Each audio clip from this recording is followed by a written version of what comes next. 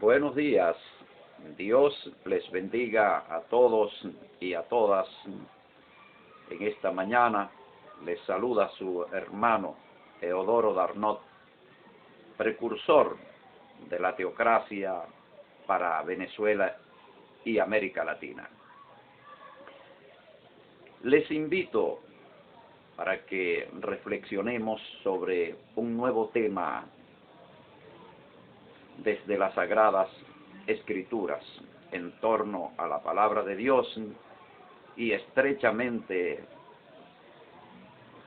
unido o relacionado con la realidad que nosotros estamos viviendo en nuestros pueblos, en Venezuela y en América.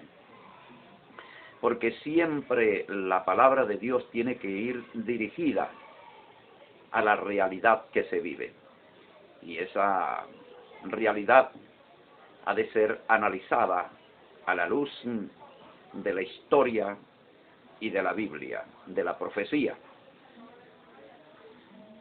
Bien, vamos a tratar sobre la lucha de Cristo, la lucha de Dios en la historia.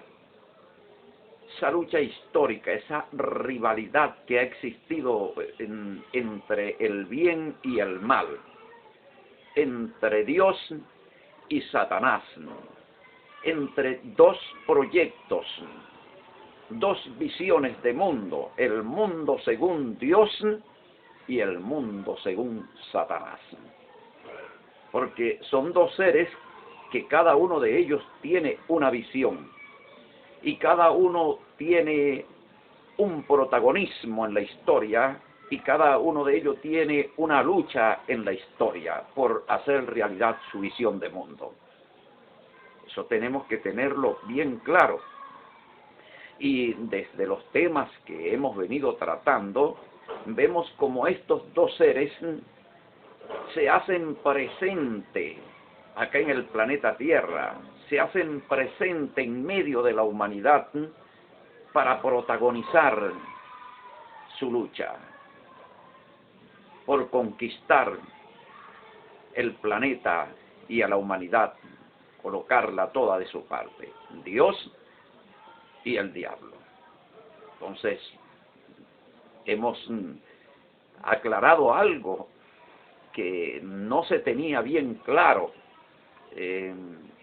aún en generaciones pasadas, y es que Dios se hizo carne, lo que quiere decir que se encarnó para poder hacerse presente de manera física acá en medio de la humanidad y en la historia humana, y se encarnó en la persona de Jesucristo para liberar una lucha, presente físicamente liberando una lucha. Y eso nos revela también el otro misterio, que es que el diablo también se encarnó, bien se hizo hombre para hacerse presente físicamente, y entonces la lucha ya no ocurre en un plano espiritual, sino en un plano físico. Y esta es una revelación que Dios trae para estos tiempos finales a través de un profeta de Dios, de un profeta suyo, de alguien que como instrumento es boca de Dios para traer su revelación, para iluminar la realidad, para que el pueblo no viva en la ignorancia que es tinieblas. Entonces, Satanás en el siglo I estaba encarnado en la bestia, y la bestia concretamente era el César, la figura simbólica que representaba todo el imperio romano.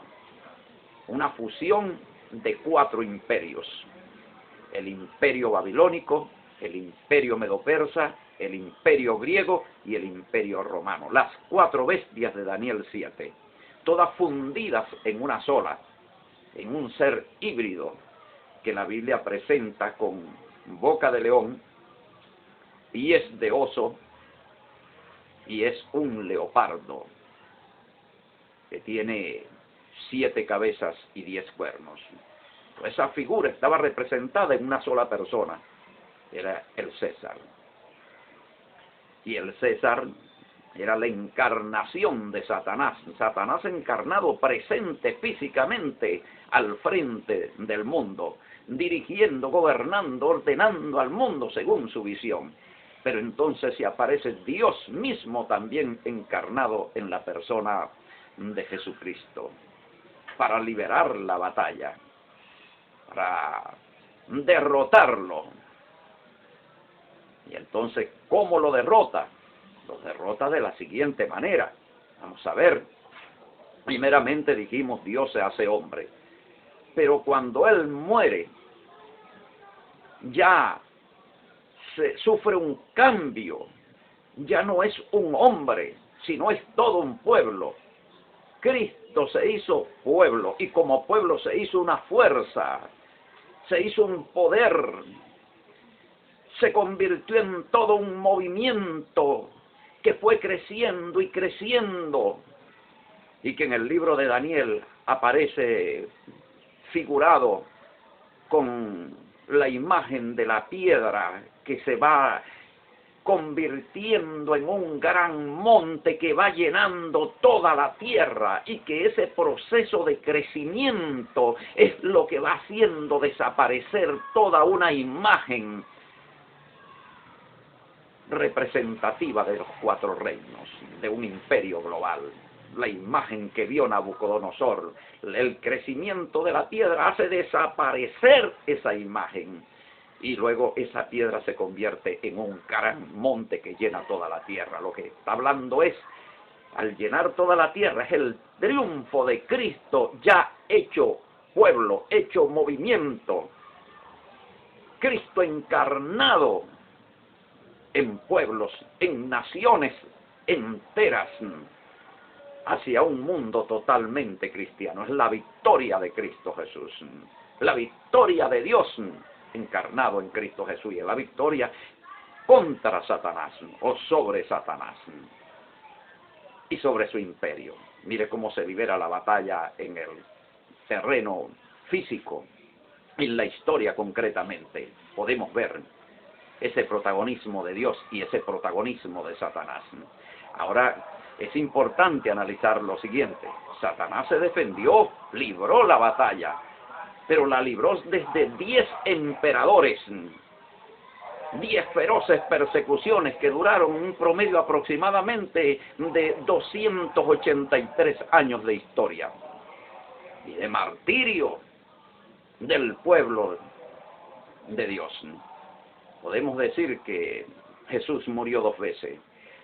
Murió asesinado físicamente en Jerusalén en el siglo I, cuando fue asesinado como hombre.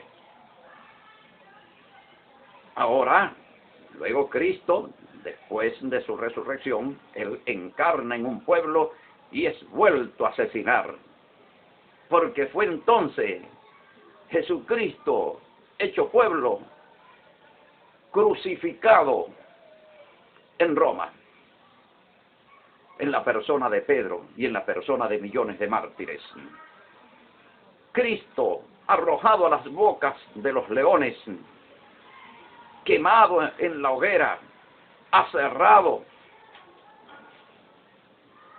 muerto a filo de espada, pero que finalmente ese Cristo hecho pueblo, hecho fuerza, hecho poder de Dios, hecho un movimiento global, con su martirio logra conquistar el corazón del mundo entero, que se pone de su parte, que se convierte para darle paso a una nueva era, la era cristiana.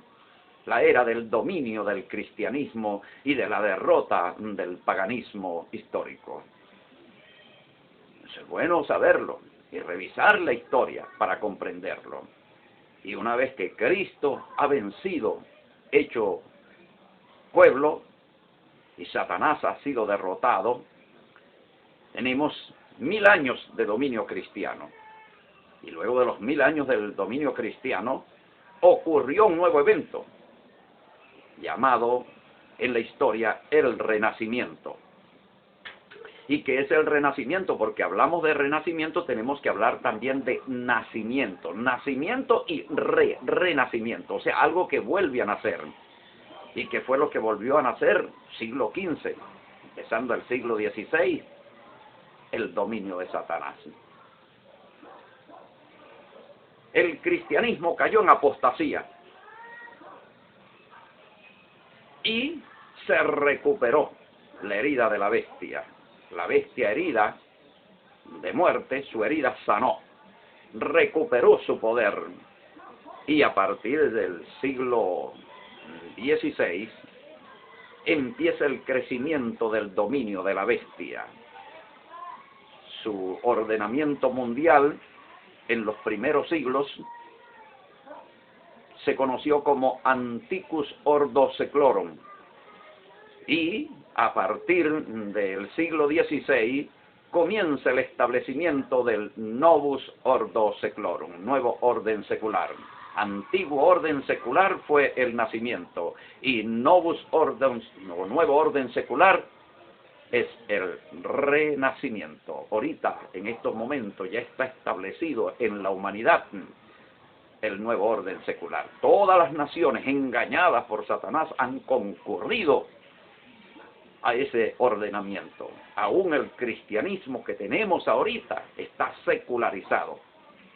La secularización de la humanidad, la secularización de la vida humana, significa su descristianización, la descristianización de la humanidad. Es lo que se llama apostasía. Cuando entonces el cristianismo y el paganismo se funden para crear un modelo de mundo socialmente rebelde a Dios, culturalmente rebelde a Dios,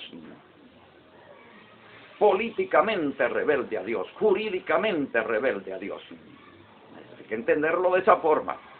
Ahora, hay una victoria, una nueva victoria del cristianismo, una nueva victoria de Dios encarnado en un pueblo, en el pueblo cristiano. El pueblo que vence, pueblo teocrático, porque es el reino de Dios en este pueblo que logra una nueva victoria de Cristo para convertir naciones a Cristo Jesús, para que cuando Él llegue, entonces se coloque al frente del gobierno de estas naciones convertidas, arrepentidas y convertidas. Por eso se habla de naciones salvas en Apocalipsis 21-24. Esas naciones salvas son naciones cristianas, naciones convertidas a Cristo y en obediencia a Cristo. Naciones salvas. Es la bendición de Dios también sobre todas esas naciones, porque la promesa es: en tu simiente serán benditas todas las naciones de la tierra. Ahora, naciones no son multitudes, naciones no son denominaciones eclesiásticas. Naciones son Venezuela, Colombia, Perú, Ecuador. La bendición de Abraham llega a las naciones que son convertidas, que son conquistadas para el dominio de Dios, para el reino de Dios, o sea, para la teocracia. Y mire lo que dice Apocalipsis, capítulo 2, el verso 26, dice así: al que venciere y guardare mis obras hasta el fin, yo le daré autoridad sobre las naciones.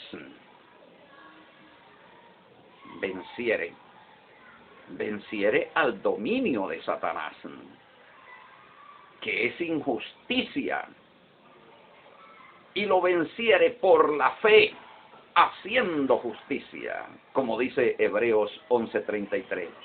Por la fe hicieron justicia. ¿Y dónde se hace justicia? Donde no hay justicia, donde lo que hay es injusticia, entonces se hace justicia. ¿Y cuál es el instrumento? La fe, la palabra de Dios. La Biblia, como instrumento para hacer justicia en los pueblos, de acuerdo a Hebreos 11:33. Ahora, es la victoria, el que venciere. ¿Venciere qué? Al nuevo orden secular. Vencerlo significa suprimirlo, eliminarlo, quitarlo y establecer el nuevo orden espiritual, el nuevo orden bíblico, el nuevo ordenamiento cristiano sobre una nación. Eso se llama victoria, victoria de Cristo encarnado en un pueblo, como un movimiento, como una fuerza, como un poder que cambia la realidad de un pueblo, de una situación de injusticia a una situación de justicia, de una situación de inmoralidad, de corrupción, a una nueva situación, a una nueva realidad de amor, de santidad, de obediencia a Dios. Alabado sea el nombre de Dios. Hablo con pasión porque lo siento. Y sé que esa victoria es posible porque la palabra me dice que es posible. Dice, por la fe conquistaron reino. ¿Qué es conquista de reino? Conquista de reino es conquista de naciones, pero se necesita luchar, se necesita trabajar, se necesita sacrificar para lograr la conquista de una nación para el dominio de Dios. Cuando estoy hablando de dominio de Dios, estoy hablando de dominio político, de dominio jurídico, de dominio social, de que toda una población queda organizada, regida, ordenada por Dios, de acuerdo a su voluntad. Y esto es lo que estamos construyendo en Venezuela, a partir de este movimiento naciente, a partir del 2006, Teocracia Cristiana Venezuela, el partido de Dios. Ahora bien, continúa el verso 27, dice, y las regirá con vara de hierro. O sea, el que venciere va a regir las naciones con vara de hierro. ¿Qué quiere decir regir? Regir significa gobernar. Y es una función política. Es un poder político lo que le esté entregando Dios a su pueblo vencedor. Pero cuando dice que será con vara de hierro, oye, está hablando de con línea dura. ¿Y por qué con línea dura? Porque Cristo no va a gobernar a su propio cuerpo con vara de hierro, ni va a gobernar a los santos con vara de hierro, las personas nacidas de nueva con vara de hierro, no, con vara de hierro se domina es a los impíos. Entonces quiere decir que son naciones impías las que serán gobernadas con vara de hierro. Entonces, si vamos a gobernar con vara de hierro naciones impías, no puede ser después de la resurrección. No, no señor, eso tiene que ser antes. Ahora, los que nos toque vencer, lograr la victoria, recibimos ese poder de gobernar las naciones con vara de hierro. Naciones en situación de mucha injusticia, de mucha impiedad, nos toca aplicarles la vara de hierro. ¿Cuál es la vara de hierro? La ley de Dios. La ley de Dios en ese caso como un ordenamiento jurídico. ¿De dónde se emana el derecho de Dios? ¿De dónde se emana toda la justicia penal? Todo el sistema judicial que se emana de la ley de Dios. El sistema judicial para una nación, para que en esa nación haya orden, para que esa nación haya respeto. Entonces, aquí estamos viendo la lucha contra el mal. Porque entonces cuando se levanta este poder, por supuesto que allí es donde Satanás reacciona. Pero reacciona físicamente. ¿Desde quiénes? Porque él también se ha hecho pueblo. Él se ha encarnado también en aquellos que defienden el modelo contrario a Dios. el modelo establecido por Satanás, aquellos que defienden el nuevo orden secular. O sea, que defienden la secularización de la vida. Eso incluye también a ministros,